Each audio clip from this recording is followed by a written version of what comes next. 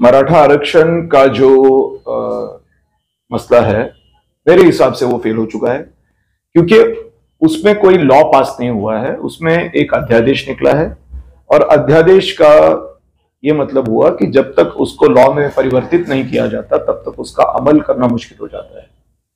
बहरहाल उसको 6 महीने का टाइम दिया हुआ है और राज्य सरकार का जो अभी तक का रुझान है वो मराठा आरक्षण के लिए किस तरह का रुझान है ये हमको तब पता चलता है जब हमारे लोग वाशी पहुंचते हैं।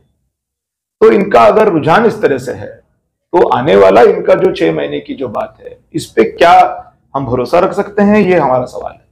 इसके साथ में ही अगर इनको करना ही है तो 6 महीने का आउटर लिमिट है, इनर लिमिट तो 6 सेकंड भी हो सकता है अध्यादेश का।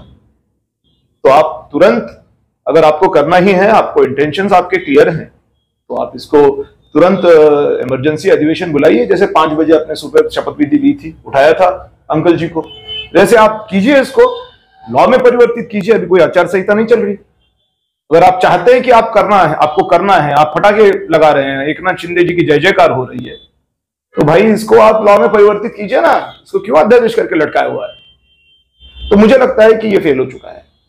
यदि ये लॉ में परिवर्तित करते हैं तब एकनाथ शिंदे जी की जय हो सकती है, तब तक नहीं हो सकती। और जैसे मैंने कहा कि रुझान इनका ठीक नहीं है, नहीं तो वाशी तक जाना ही नहीं पड़ता है। तो अब मुझे कुल मिला करके ये लगता है कि जब ये फेल हो गया है तो करना क्या चाहिए जिसकी वजह से न्याय मिले, इंसाफ मिले।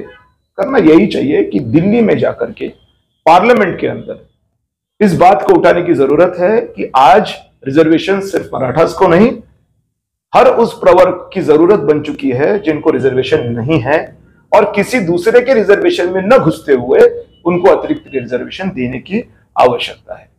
यह बात अगर दिल्ली में होती है तभी दिल्ली में लॉ पास होगा, और दिल्ली में लॉ पास होता है तभी आरक्षण मिल सकता है, वरना आरक्षण मिलना तकरीबन नामुमकिन है, ऐसा मुझको लगता है। साथ में ही जैसे मैंने कहा कि ओपन में या जिसको आरक्षण नहीं है उसमें कौन आता है? हर बंदा आता है, ब्राह्मण आता है, मुसलमान आता है, जो भी बंदे को नहीं मिल रहा है वो हर बंदा उसके अंदर आता है। तो इनको भी इंसाफ मिलना चाहिए, क्योंकि जगह कम है। आरक्षण की जरूरत क्यों पड़ती है? क्योंकि जगह कम होती है। बस में आरक्षित रहती है महिलाओं के लिए 2 जगह, क्यों? क्योंकि बस में जगह कम है, कम से कम वो 2 जगह तो मिल जाए उनको। प्रॉब्लम ही ये है कि 40 साल पहले जो 6 टायर की बस चलती थी, 40 साल के बाद में भी 6 टायर की बस चल रही है।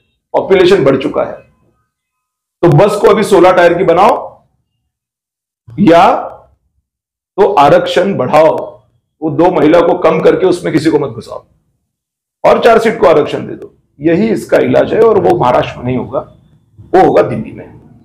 आपको क्या लगता है कि सरकार ने मनोज जारंगे पाटिल को सिर्फ ये लॉलीपॉप दिया है?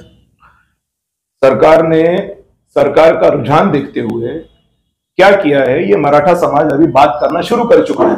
मैं तो लगता है लेट हो गया है। मेरे पहले से ही मराठा समाज ने सरकार को ठोकना शुरू कर दिया है। सरकार को मराठा समाज ने धिटकारना शुरू कर दिया है, क्योंकि मराठा समाज को लगता था कि सरकार हमको कानून बना के देगा, लेकिन कानून नहीं बना, अध्यादेश बना। इसके लिए मराठा समाज सरकार के खिलाफ हो चुका है। आने वाले दिनों में जो बच्चे कुछ हैं वो भी खिलाफ हो जाएंगे। काफी सालों से मुस्लिम समाज भी आरक्षण के लिए जद्दोजहद कर रहा है, आप उसको कैसा देखते हैं? मैंने बोला ही है, बात ही कर चुका हूं मैं कि जिन जिन बंदों को नहीं मिल रहा है, बंदों को मतलब रिलीजन्स को या कास्ट्स को, आज मैं वापस रिट्रेट करता हूं कि जगह कम होने की वजह से आरक्षण की जरूरत है। वैसे देखा जाए तो हर बंदे को लॉ ने या कानून के अंदर एजुकेशन को हासिल करने का फंडामेंटल राइट दिया हुआ है, मगर हो नहीं रहा। राइट टू इक्वल अपॉर्चुनिटी दी हुई है, नहीं हो रहा। तो ऐसी सिचुएशन के अंदर उसको तो रेक्टिफाई नहीं कर रहे हैं, फिर क्या करेंगे? फिर आरक्षण मांगेंगे। तो उस हर बंदे को मिलना चाहिए, उसका हक है कि उसको जो कोई मेडिकल जो ज्वाइन करना चाहता है वो मेडिकल ज्वाइन करे, कोई इंजीनियरिंग ज्वाइन करना है इंजीनियरिंग ज्वाइन करे। अगर आप बोलते हो कि उसकी बुद्धिमत्ता नहीं है इसलिए वो ज्वाइन नहीं कर पाए, तो मैनेजमेंट कोटे के अंदर क्या 100% मार्क देने वालों को ले रहे हैं क्या? वहां पे 2 करोड़ दे दिए तो 35% वाला भी अंदर जा रहा है। तो इसका मतलब क्या है? ये तो राइट टू इक्वल अपॉर्चुनिटी नहीं हुई, ये तो कानून का पालन नहीं हुआ। तो मुस्लिम्स हो, ब्राह्मण्स हो, वैश्य हो, जैन हो, इनको हर को मिलना चाहिए और पार्लियामेंट के अंदर ये बात उठाने की जरूरत है। ये मैं पहले दिन से बोल रहा हूं, ये नहीं कि आज मुझे ये बुद्धि सूझ रही है। जिस दिन मैंने 2018 में राजीनामा दिया था तब से मैं ये बात बोल रहा हूं, और मैं पिछली बार पार्लियामेंट में खड़ा भी इसी वजह से हुआ था कि भाई मैं किसी के आरक्षण को हाथ में लगाते हुए इन सब बंदों को मैं आरक्षण दे दूं। मगर हो गया हिंदू मुस्लिम, ठीक है। अब वो किसने कराया, क्या कराया, सब जान चुके हैं। राजेंद्र जंजाड़ बोल भी चुका है, वो छोड़ दीजिए। वही हमारा देश की दुखती नस तो वही है। किसी को अपने डेवलपमेंट से थोड़ी पड़ी है, अपने रिलीजन से पड़ी है, क्या कर सकते हैं। आने वाले इलेक्शन के ऊपर इसका कितना असर पड़ेगा इस आरक्षण के फैसले पर? अगर इन्होंने आचार संहिता के पहले लॉ बना दिया तो मराठास इनके पीछे रहेंगे, नहीं बनाया तो मेरा खुद का कहना ऐसा है कि मराठास इनके पीछे नहीं रहेंगे।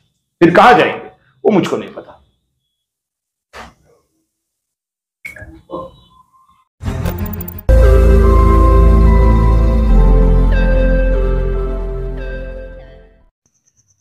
रोज नई खबरों को देखने के लिए हमारे औरंगाबाद समाचार चैनल को सब्सक्राइब कीजिए और नोटिफिकेशन पाने के लिए हमारे बेल आइकन को दबाइए ताकि हर खबर की नोटिफिकेशन आपको मिलती रहे।